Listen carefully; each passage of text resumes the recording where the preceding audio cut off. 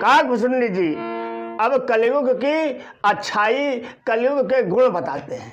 कलयुग में बुराई तो बताई पिछले वीडियो में, अब इस वीडियो में काकभूषुंडी जी कलयुग की अच्छाई भी बताते हैं। 4 युगों में कलयुग की बुराई तो है, लेकिन अच्छाई बुराई से भी ज्यादा है, ऐसा नहीं है क्या? देखो, पिछले 3 युगों में बड़ा कष्ट करना पड़ता था तब कल्याण होता था, बड़ा त्याग करना पड़ता था तब कल्याण होता था, लेकिन कलयुग में तुरंत भगवान कृपा करते हैं। ये कलयुग की विशेषता है। क्या? सुन ब्यालारी काल कली मल अवगुण आगार, और गुण बहुत कल जुग कर और बिन प्रयास विस्तार।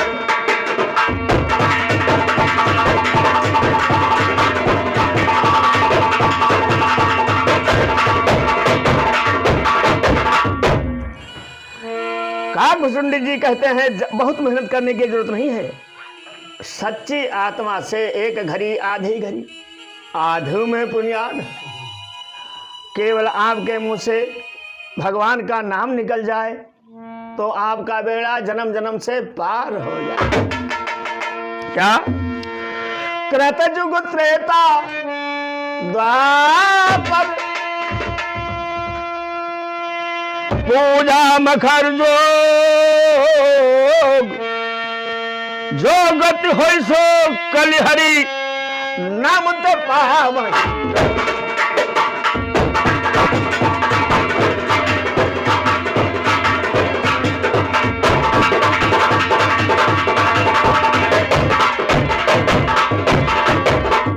कहते हैं सतयुग में, त्रेता में, द्वापर में जन्म जन्म यज्ञ करना, जन्म जन्म जंगल रहना, जो गति मिलती थी वो केवल क्या?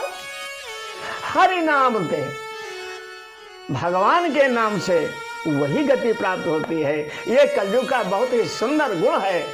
क्या? तब लोग न जाने कितना पढ़ने जाते थे, न जाने कितना समय व्यतीत कर देते थे। कलयुग का प्रताप है कि गर्भ से ही बच्चा ज्ञानी और विज्ञानी निकलता है। अब आप कहेंगे ये तो बढ़िया चुम्बी की बात, गर्भ से ज्ञानी विज्ञानी क्या बात करते हैं साहब? कोई बहुत पढ़ा लिखा है, हम उसको जवाब दें। अब सरकार ने एक नीति बनाई है, 5वें महीना टीका, फिर 7वें महीना टीका, फिर 9वें महीने। हम ज़्यादा, हमको डॉक्टर थोड़ा है, लेकिन जो आपके सामने होता है उसको याद दिलाते हैं। तो ये जो औषधि हमको गर्भ के अंदर ही प्राप्त होती रहती है, उससे हम बहुत ही निर्मल, निरोग, स्वस्थ इस धजाधाम पर प्रकट होते हैं, उत्पन्न होते हैं। तो काकभूषुंडी जी गर्भ को बताते हैं, कृतयुग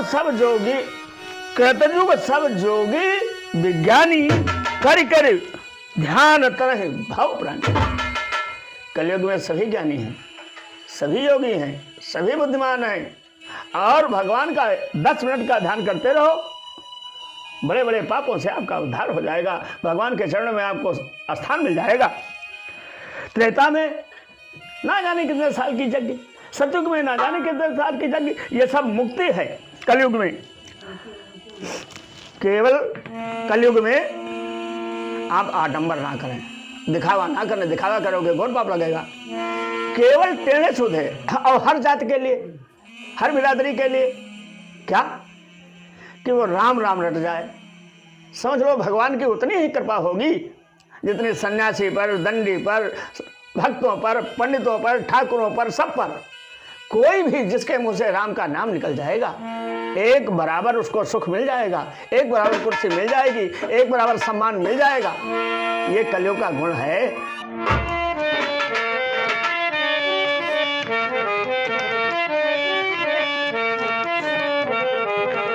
अरे सब भरोसा तजी, सब भरोसा तजी और जे भज राम ही प्रेम समेत गाव गुण राम ही सोई भव तरु संशय नाही नाम प्रताप प्रगट कल्याण।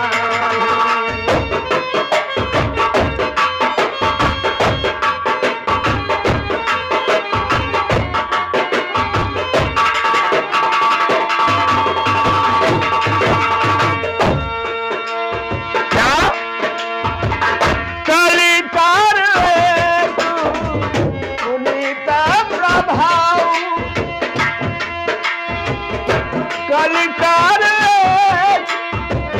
पुनीत प्रतापा मानस पुण्य होई नहीं पापा।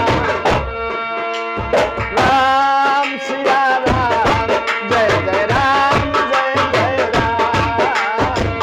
राम सिया राम सिया राम सिया राम। राम सिया राम जय जय राम सिया राम।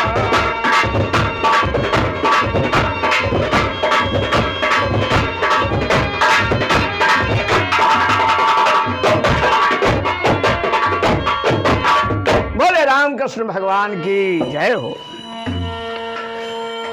कहते हैं कलिकाल में जो व्यक्ति राम नाम की शरण में चला जाता है, कोई वर्ण भेद नहीं है।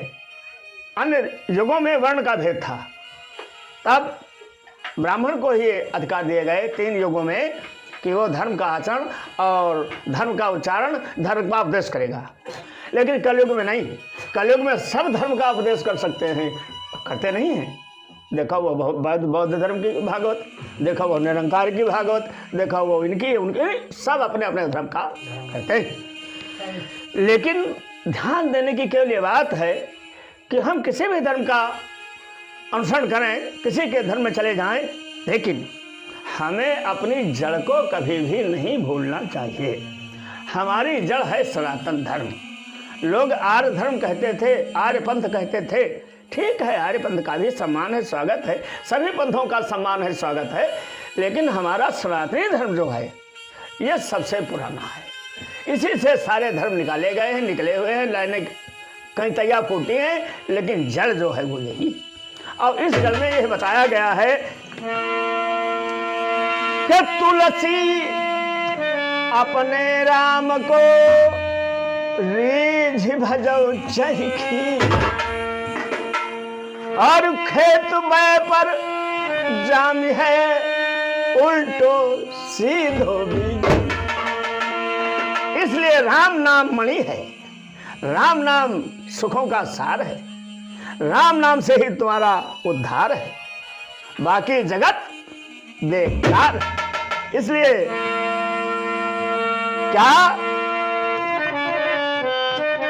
अरे राम भगति मनि उरे बज, राम भगति मनि उर बस जाके दुख लवले सुना सपन पाके।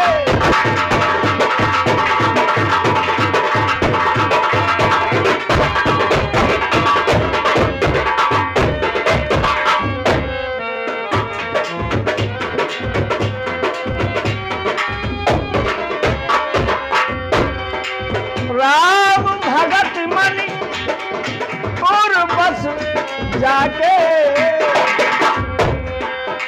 दुख लवलोस न सपन पाके। दुख लवलेस न सपन पाके। चतुर चतुर शिरोमणि तेई जग माही, चतुर शिरोमणि तेई जग माही। जय मनि लागी सु जगत कराही।